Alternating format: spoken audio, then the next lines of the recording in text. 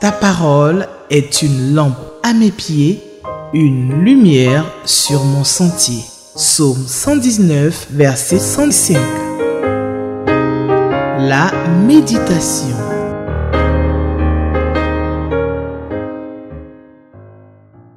Chers bien-aimés, avant de méditer la parole de Dieu ce matin, je voudrais vous transmettre mes salutations fraternelles en Jésus-Christ, notre Sauveur bien-aimé, qui est venu dans ce monde afin que nous, ses brebis, nous soyons dans l'abondance.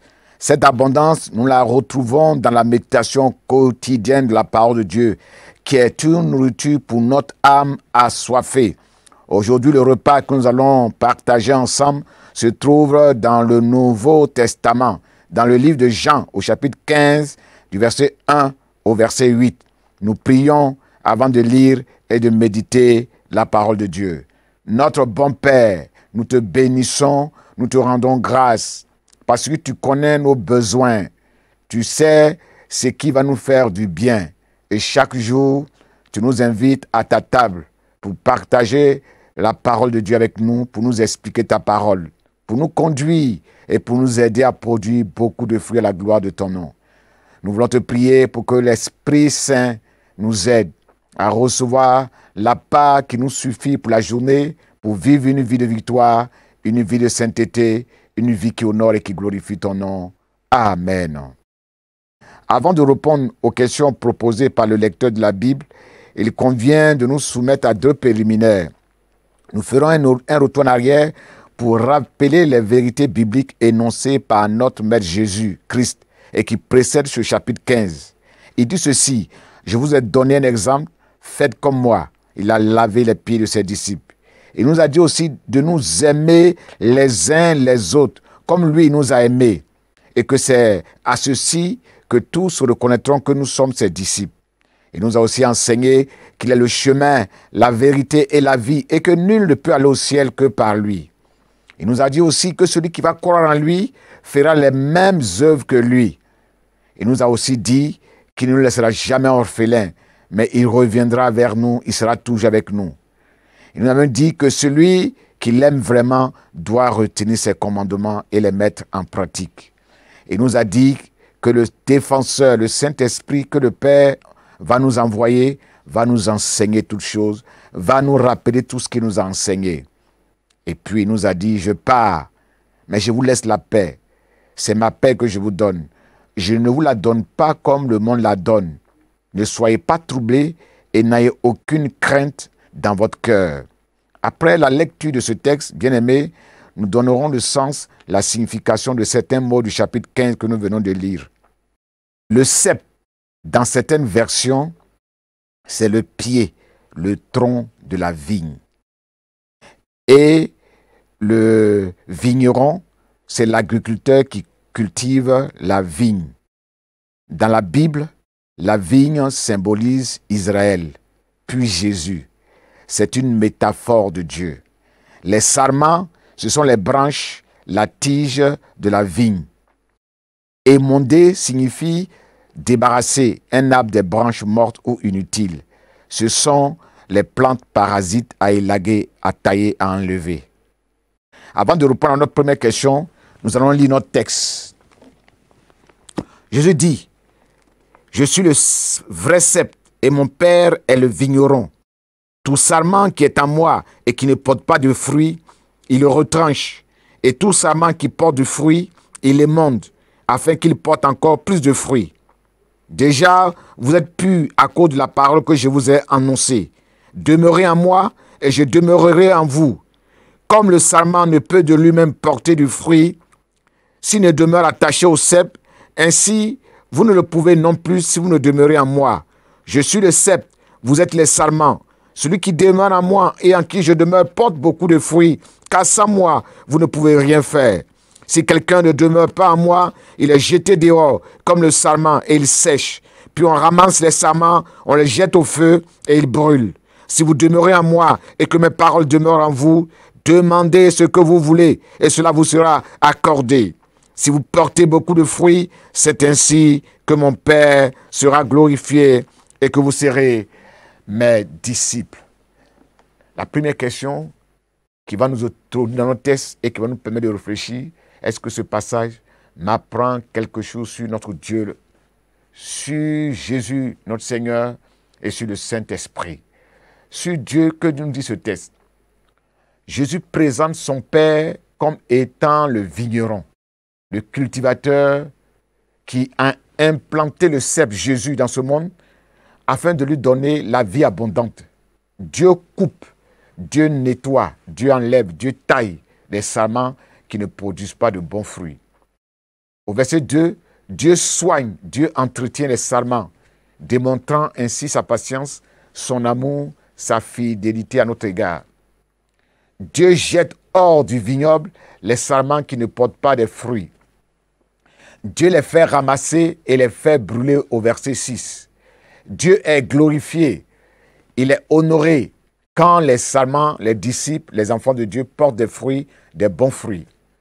Sur Dieu le Fils, le texte nous dit que Jésus est le cep, le tronc de l'arbre, verset 2. Les sarments sont implantés en Jésus, verset 2. Jésus donne des enseignements qui purifient les disciples. Jésus veut demeurer dans ses disciples, verset 4.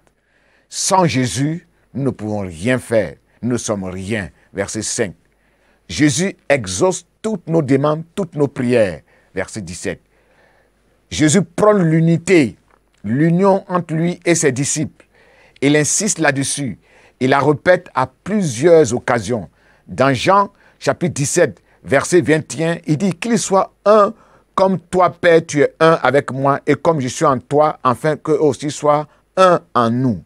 Dans Jean chapitre 15, verset 4, il dit « Demeurez en communion avec moi, je resterai uni à vous et j'agirai en vous. Un sarment ne saurait porter du fruit tout seul sans demeurer attaché au cep. » Sur le Saint-Esprit, Jean 15, verset 5b nous dit ceci « Celui qui demeure uni en moi et en qui coule ma vie, portera du fruit en abondance. » Cette vie qui coule en nous, c'est le Saint-Esprit. L'effusion du Saint-Esprit en nous provoque la croissance spirituelle, l'abondance spirituelle. Cette vie qui coule en nous, c'est la source intarissable qui jaillira jusque dans la vie éternelle. Jean chapitre 4, verset 14. Cette source intarissable, ce sont les fleuves d'eau vive qui jaillissent de l'être intérieur de celui qui place sa confiance en Jésus. Jean 17, 37 à 39. La deuxième question de notre méditation est la question numéro 3. Est-ce qu'il y a des exemples à suivre dans ce texte? Est-ce qu'il y a des exemples à ne pas suivre dans ce texte? Exemple à suivre, bien aimé. Les sarments qui sont restés attachés, liés, collés, accrochés au tronc, au cep, sont à imiter. Les sarments qui portent des bons fruits sont à imiter car ils sont fertiles, ils sont féconds, ils sont productifs, ils sont rentables. Les sarments qui laissent la parole de Dieu, la sève de Dieu, pénétrer en eux, demeurer en eux, sont à imiter car ils deviennent des témoins, les preuves du travail de transformation, de régénération que Dieu opère dans la vie d'un homme.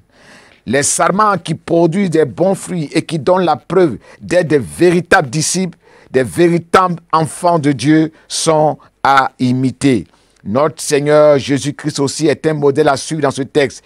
Il est la vie, il est la vérité, il est honnête et il présente exactement aux chrétiens que nous sommes, aux disciples, les conséquences de notre infertilité, les conséquences de notre rébellion. Par son Père, il émonde, il taille, il nettoie, il entretient les sarments pour qu'ils produisent davantage de fruits. Aucun chrétien n'est exempté de ce travail-là. Tout chrétien qui veut vivre pieusement sera forcément persécuté, taillé, nettoyé. Hébreux chapitre 12, versets 7 à 8. Les corrections que vous avez endurées servent à votre éducation, servent à notre éducation spirituelle. Jésus donne constamment de la sève, des enseignements, des instructions, des révélations pour entretenir les sarments, les disciples que nous sommes. Il poursuit inlassablement cette œuvre de purification et de sanctification. Il l'accomplit par sa parole, par son Esprit Saint, par tous les moyens de sa grâce. Il peut le faire par l'instrument tranchant et douloureux des épreuves de la souffrance, des renoncements, car ce qu'il veut, c'est que nous portions beaucoup plus de fruits. Jésus reste fidèle à sa vocation. Il demeure dans ses disciples.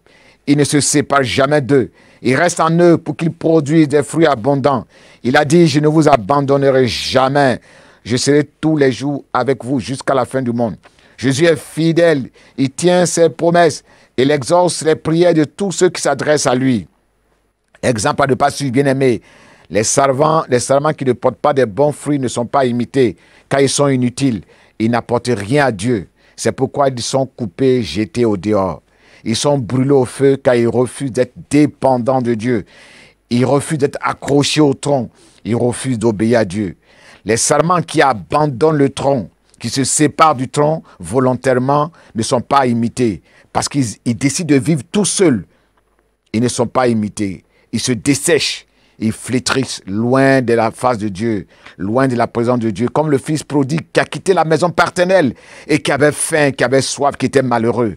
Les serments qui ne demeurent pas en Jésus-Christ, qui n'ont pas de communion avec Dieu, qui ne gardent pas sa parole, qui ne gardent pas ses enseignements, ne sont pas imités, car ils ne peuvent pas produire des fruits abondants. Tout serment qui est en moi, on peut faire semblant d'être en Jésus, d'être en Jésus. On peut paraître chrétien. On peut avoir l'apparence de la piété et ne porter aucun fruit. Le chrétien ne doit pas être hypocrite, car tôt ou tard, ses fruits se dévoileront. Matthieu chapitre 7, versets 16 à 18, 1 Corinthiens 3, versets 13 à 14. Les serments qui ne produisent pas de bons fruits ne glorifient pas Dieu, n'honorent pas Dieu. Ils ne procurent pas de la joie à Dieu comme Job l'a fait. Job a procuré de la fierté à Dieu. Dans Job chapitre 1, verset 8, Dieu a dit à Satan, « As-tu remarqué mon serviteur? Il est juste, il est bon, il est droit, il est intègre. » Dieu était fier de son fils Job.